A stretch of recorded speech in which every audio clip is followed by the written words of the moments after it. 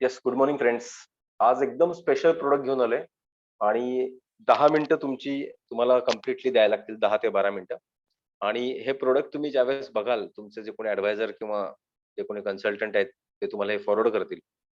त्यांच्याकडनं हे definitely product घ्या. कारण की हे अपफ्रंटली कुठलीच कंपनी प्रमोट करत नाही, कुठलेच एजंट प्रमोट करत नाही. तुमचे जे ॲडवायझर त्यांनी तुम्हाला स्पेसिफिकली हे प्रोडक्ट सांगितलं, that's a good thing.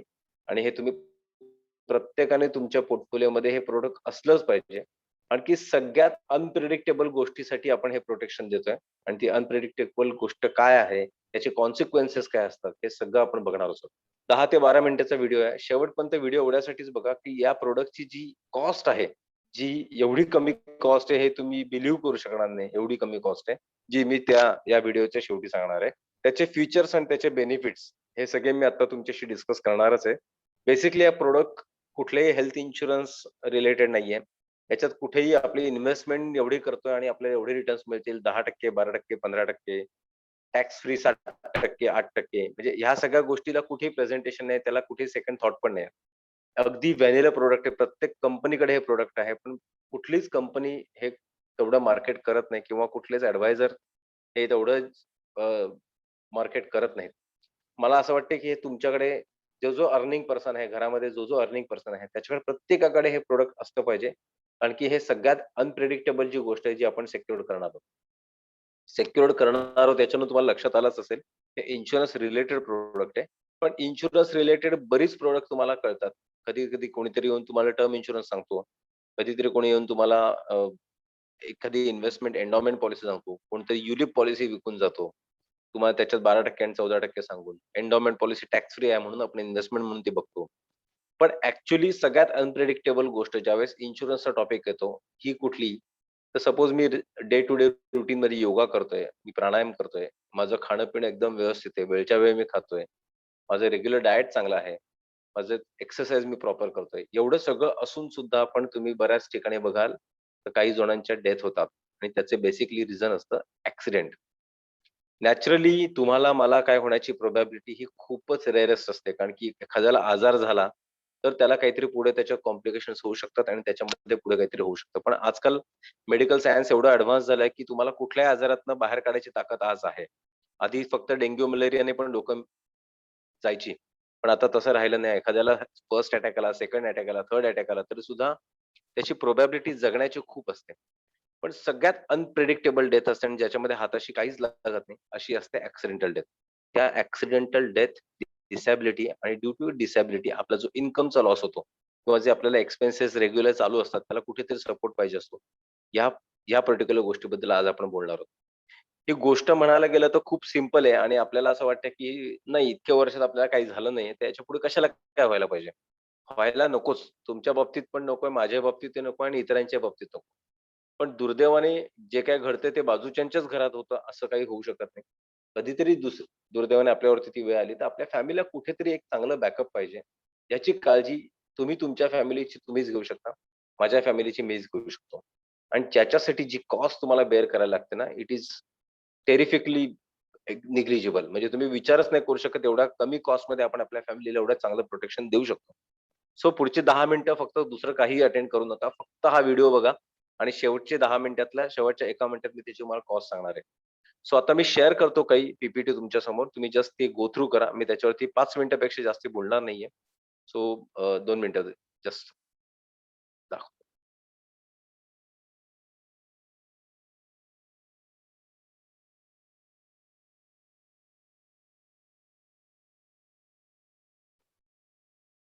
So तुमच्या स्क्रीनवरती आता काही प्रेझेंटेशन दिसतंय.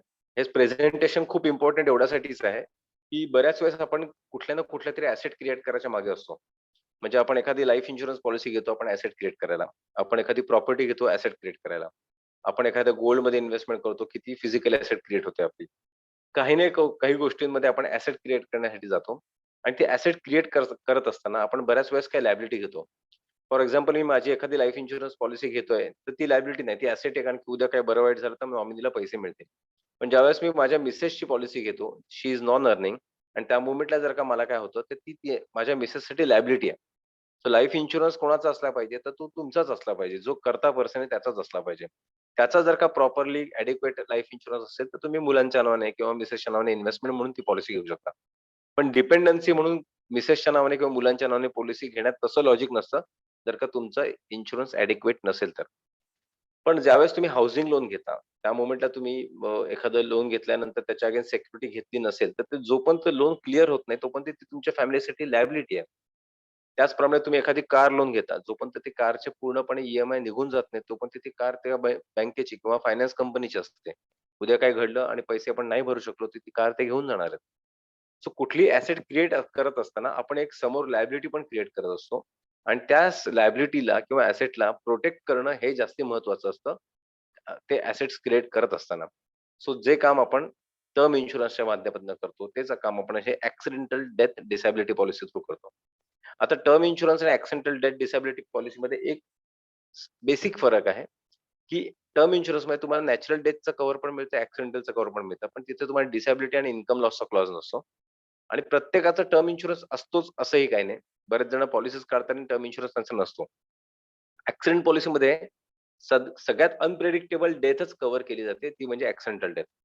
आणि ती ॲक्सिडेंटल डेथ कुठल्याही पद्धतीने झालेली असेल तरी सुद्धा. त्याच्यात काही एक्सक्लुजन छोटे-छोटे आहेत. बट सगळ्यात महत्त्वाचे accidental death, disability, partial disability आणि त्याचप्रमाणे इन्कम लॉस हे सगळं त्याच्यात प्रोटेक्ट केलं जातं. हे बेसिक फरक आहे दोन्हीमध्ये आणि त्याच्यासाठी कॉस्ट टर्म इन्शुरन्सच्या कितीतरी पट कमी येते. सो आपण नेक्स्ट पेजवरती बघतो मार्केट सिनारिओ तुम्ही बघताय.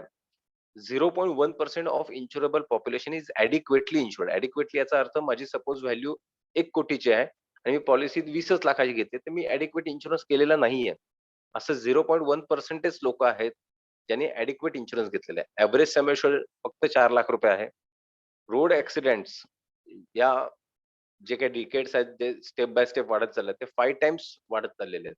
अल्कोहोल कन्झम्पशन आधी खूप कमी असायचं. ड्रिंक अँड ड्राईव्ह हे जे बघतो आपण. पण ते टेरिफिक वाढलेलं आहे. मोबाईल फोन सर्रास वापरले जातात. कॉमन सिनारिओज मी आता जस्ट खाली बघताय. हे कुठल्याही पद्धतीने मी तुम्हाला घाबरवत नाही. Don't take it otherwise. पण ह्या ज्या कॉमन कंडिशन्स आहेत ना, त्या खरंच तुम्हाला माहिती आहेत. फक्त आपण त्याच्याकडे कानाडोळा करतो कारण की आपण ते करत नाही.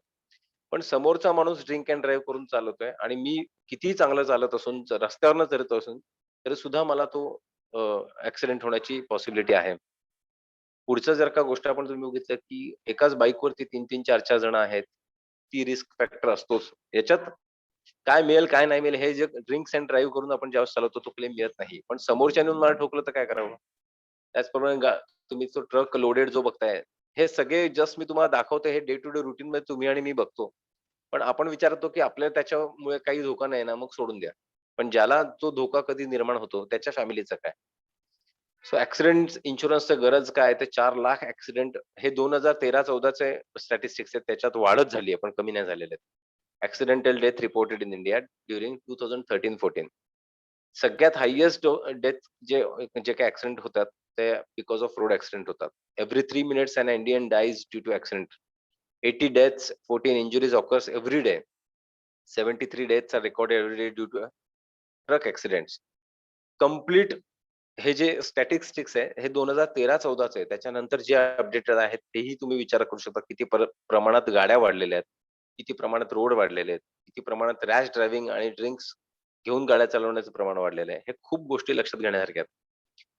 सगळ्यात मी मगाशी सांगत होतो तो पिरॅमिड. सगळ्यात खाली जर का तुमचं प्रॉपर हेल्थ इन्शुरन्स असेल, लाईफ इन्शुरन्स असेल, ॲक्सिडेंट कव्हर असेल, तर तुमच्या हे जे काय वरती तुम्ही कंप्लीटली तुम्ही रिअल एस्टेटचं जे काही तुम्ही बिल्डअप केलेलं आहे. तुम्हाला वेगवेगळ्या ग्रोथ अपॉर्च्युनिटीजमध्ये तुम्ही बिझनेस इन्व्हेस्टमेंट चालू केलेले आहेत. तुम्ही कुठले डेट तुमचे क्लिअर करण्याच्या मागे आहात. त्याच्यामुळे ते खूप तुम्ही करतायत. रिटायरमेंटच्या प्रोव्हिजनसाठी तुम्ही काही ना काहीतरी सेव्हिंग करतायत. पण हे करत असताना जर का अनफॉर्च्युनेटली काही झालं, तर ह्या सगळ्या गोष्टी तुमची फॅमिली जेवढ्या तुम्ही सक्षम पद्धतीने करत होता, तेवढी ती करू शकणार नाहीये. त्याच्यामुळे खालचा जो बेस आहे, ज्याच्यात लाईफ इन्शुरन्स आणि ॲक्सिडेंट कव्हर होतं. जर का मी खूप लाँग टर्म जगलो, तर मला अॅन्युइटीचं प्लॅनिंग असतं. ते जर का मी त्याच्यात कन्सिडर केलं. लॉस ऑफ इन्कम मी विचार केला क्रिटिकल इलनेस किंवा डिसेबिलिटीमुळे, तर ते मी प्रोटेक्ट केलं. आणि लॉस ऑफ हेल्थ मी जर का मेडिकल इन्शुरन्स प्रॉपर घेतलेला असेल आणि तोही लाँग टर्म असेल, तर ह्या सगळ्या गोष्टी जर का मी कव्हर करतोय, तर माझ्या ज्या मेन इन्व्हेस्टमेंटच्या ज्या गोष्टी असतात, त्याला कधीही धक्का लागत नाही. मी असलो काय आणि मी नसलो काय. म्हणजे माझी फॅमिली कुठल्याही पद्धतीने अफेक्ट होत नाही किंवा माझे ज्या पद्धतीने माझं लाईफस्टाईल चालू होतं, माझी इन्व्हेस्टमेंट चालू होत्या, त्यालाही कुठे धक्का लागत नाही. आणि या सगळ्या गोष्टींसाठी मिनिमम जी इन्व्हेस्टमेंट लागते ते फक्त 2 ते 5% तुमच्या अॅन्युअल इन्कमच्या लागते. सपोज तुमचं 10,00,000 इन्कम आहे, तर तुम्ही 50,000 मध्ये या सगळ्या गोष्टी प्रोटेक्ट करू शकता. ऑफकोर्स अॅन्युइटी नाही, पण बाकीच्या इन्शुरन्सच्या गोष्टी आहेत त्या. सो हा जो पिरामिड आहे, हा खूप लक्षात घेण्यासारखा आहे. तुम्ही कधी काही वाटलं, तर तुम्ही तुमच्या कन्सल्टंटशी बोलू शकता. Protection against income loss due to accidental death and disability म्हणजे जर का ॲक्सिडेंटल डिसॅबिलिटी होते आणि मला 6 महिने, वर्षभर जर का डॉक्टर सांगतात, की तुम्ही घरी बसायला पाहिजे. मला वीकली 15,000 चं कॉम्पेन्सेशन मिळतं. म्हणजे मला साधारण महिन्याचं ₹60,000 आणि 1 वर्ष मी घरी असेन, तर 60,000 इंटू 1 वर्ष म्हणजे साधारण ₹7,20,000 मला मिळतात. मॅक्सिमम 100 आठवड्यापर्यंत हे कव्हर मिळू शकतं. हे आपल्याला कुठेच प्रोटेक्शन अशा पद्धतीचं मिळत नाही आणि हे आपल्या या पॉलिसीमध्ये इनबिल्ट आहे. हे सगळे ॲक्सिडेंट्स मी तुम्हाला आता हे दाखवत नाही बसत किंवा त्याच्याबद्दल जास्ती डिटेलिंग बोलत नाही. कारण की मला हे तुम्हाला घाबरवण्यासाठी मी दाखवत नाही हे जे काही चाललंय ते. पण ह्या ज्या काही गोष्टी आहेत, ज्या घडतायत आजूबाजूला फक्त त्या आपल्याबरोबर घडल्या नाहीत म्हणून आपण त्याच्याकडे दुर्लक्ष करून चालणार नाही. म्हणून सगळं मी दाखवतोय. Recent accidents, WTC, bomb blast ह्या सगळ्या गोष्टी आहेत. एक्सप्रेस हायवेचे ॲक्सिडेंट्स असतात बऱ्याच वेळेस. मेजर ॲक्सिडेंट्स रिलेटेड त्या रिलेटेड सगळ्या कटिंग्स येते. म्हणजे ह्या सगळ्या गोष्टी काय आहेत माहिती फक्त तुम्हाला कुठेतरी डॉक्युमेंटरी प्रूफ दाखवतोय, की ह्या सगळ्या गोष्टी घडलेल्या आहेत आणि घडतायत. Flood, natural disasters, Mahad bridge related काही इश्यूज झालेले होते. हा एखादा ॲक्सिडेंट एखाद्या माणसाचं आयुष्य पूर्णपणे कसं चेंज करू शकतो, त्याचं एक ज्वलंत उदाहरण आहे. मायकल शूमेकर ज्यांनी जे काय अचीव्हमेंट्स केल्या त्या तुम्हाला समोर दिसतातच आहेत. चॅम्पियनशिप्स आहेत, फिक्स विन्स आहेत, फास्टेस्ट लॅप्स आहेत. या सगळ्या गोष्टी करत असताना 29 डिसेंबर 2013 ला त्याचं फक्त आईस स्केटिंग करताना ॲक्सिडेंट झाला आणि त्याच्यानंतर त्याचं पूर्णपणे जो काही पार्टिसिपेशन होतं ते बंद करायला लागलं. सो एक ॲक्सिडेंट एखाद्या माणसाचं करियर पण उद्ध्वस्त करतो. मग तो कोणी का असू दे. अगदी मायकल शूमेकर असेल तरी सुद्धा त्याला काहीच करता आलं नाही त्याच्यापुढे. ह्या बऱ्याच ॲक्सिडेंट्सचे बाकीच्या गोष्टी आहेत, की त्या कधी घडतात, काय घडतात, कसं घडतात.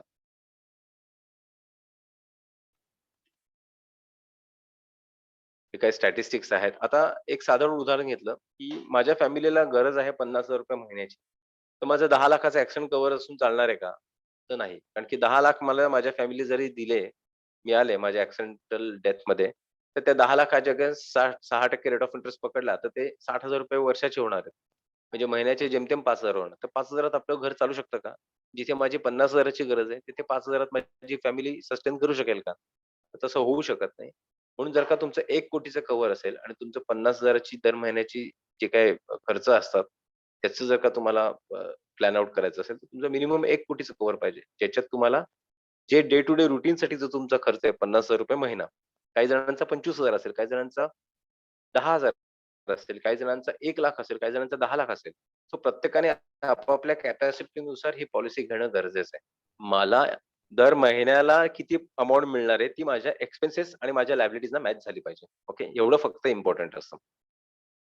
हे बेसिकली कशाला तुम्ही घेतली पाहिजे याचं काही बेसिक उदाहरण ॲक्सिडेंट्स आर नॉट प्रेडिक्टेबल हे कोणाला सांगायची गरज नाही. खरंच कोणाच्या हातात नसतात ते. So postponing PA cover can be distresses. Negligible premium, high coverage हे आता तुम्हाला निग्लिजिबल प्रीमियम का ते कळेल मी ज्यावेळेस तुम्हाला सांगेन त्यावेळेस. 7 करोड पर्यंतचा आपण हा घेऊ शकतो. हा ऑल ओव्हर वर्ल्ड याचा कव्हर आहे. मी पॉलिसी इथे घेतली आणि माझं यूएसला जर का डेथ झाला due to accident, still the claim is payable. Accidental death बरोबर पर्मनंट डिसॅबिलिटी आणि टेम्पररी डिसॅबिलिटी पण कमी याच्यात कव्हर होते. इन्कम लॉस पण याच्यामध्ये कव्हर होतो. डिस्काउंट्स आपल्याला याच्यावरती मिळू शकतात, जे काही प्रीमियम आधीच प्रीमियम एवढा कमी. त्याच्यातही फॅमिली डिस्काउंट म्हटलं तो अजूनही कमी होतो. सो प्रीमियम आता जस्ट तुम्ही बघाल, टेबल नंबर बी ज्याच्यामध्ये मी इन्कम लॉसचं कव्हर घेत नाहीये. तर ते जर का मी पकडलं, तर एक फर्स्ट म्हणजे एक वर्षाचा जर का प्रीमियम बघितला मी 1,00,00,000 तर तो जेमतेम येतो ₹7,000 वर्षाला. प्लस त्याच्यामध्ये तुम्हाला जी-एस-टी ॲड करायला पाहिजे. म्हणजे 7 दुणे 14, ₹1,300 ॲड जरी केले तर 8,300 8,300च्या आसपास तुम्हाला त्याचा प्रीमियम येतो. ज्याच्यात तुमच्या फॅमिलीसाठी तुम्ही 1,00,00,000चं ॲक्सिडेंटल डेथ पण कव्हर होतोय. याच्यामध्ये जर का तुम्हाला डिसॅबिलिटी आली, पर्मनंट डिसॅबिलिटी आली असेल, तर तुम्हाला स्वतःला 1,00,00,000 मिळतात पुढचं आयुष्य काढण्यासाठी. पार्शियल डिसॅबिलिटी आली अनफॉर्च्युनेटली, तर तुम्हाला ते आर्टिफिशियल लिम्ब्स लावणं किंवा या सगळ्या गोष्टींसाठी 50% त्याच्या अगेन्स्ट कॉम्पेन्सेशन मिळतं. आणि त्या पद्धतीने पुढे-पुढे आपल्याला सपोज माझा रिस्ट पासून हात गेलाय, तर त्याच्यासाठी वेगळं कॉम्पेन्सेशन. माझी फक्त बोटं गेली अनफॉर्च्युनेटली. तर त्याच्यासाठी वेगळं कॉम्पेन्सेशन हे मी खूप डिटेलिंगमध्ये बोलतोय, हे बऱ्याच जणांना पटत नाही, आवडत नाही. पण ह्या गोष्टी प्रॅक्टिकल्स आहेत आणि या प्रॅक्टिकल गोष्टींसाठी आपण एवढ्या कमी कॉस्टमध्ये आपल्या फॅमिलीला एवढ्या चांगल्या पद्धतीने प्रोटेक्ट करू शकतो, हे मला सांगायचं आहे. आणि हे प्रत्येकाचं असणं गरजेचं आहे. कारण की ₹7,000 वर्षाला, ₹8,000 वर्षाला, ₹700 महिना. तुम्ही एकदा तुमच्या गाडीचं पेट्रोल जरी फुल केलं बाईकचं, तरी सुद्धा ₹700 पेक्षा जास्ती रुपये लागतात. अगदी 10 लिटरची टाकी पकडली तरी ₹1,000 पेट्रोल त्याच्यात जातं. तुम्ही एक वेळेचं केबलचे बिल जरी विचार केला तर 400-500 च्या खाली नसतं. दुधाचं बिल बघितलं तर ₹1,000 च्या खाली नसतं. पेपराचं बिल बघायला तर 300, ₹350, ₹400 मिनिमम असतातच.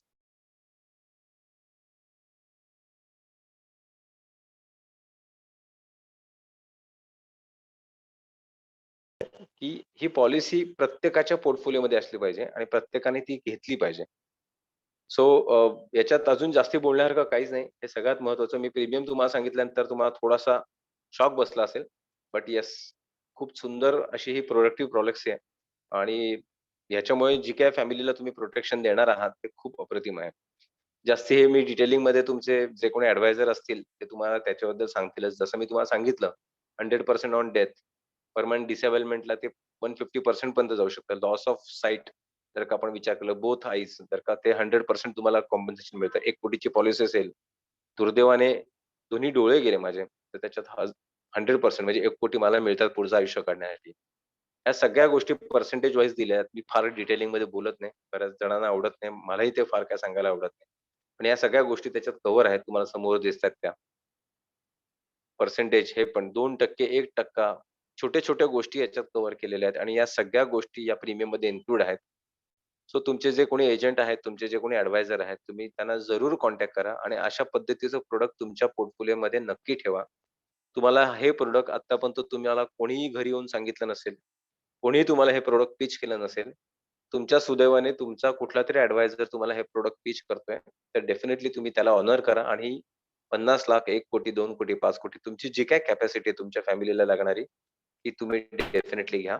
आणि मला असं वाटतं, की हे सोडणं किंवा ह्याला पोस्टपोन करणं, यात काहीच लॉजिक नाही. तुम्ही लवकरात लवकर डिसिजन घ्या आणि मग आपण अ, जे काय आहे तुमचे डाउट्स त्याच्याबद्दल पण आपण नंतर बोलू शकतो. थँक यू सो मच आणि wish you all the best.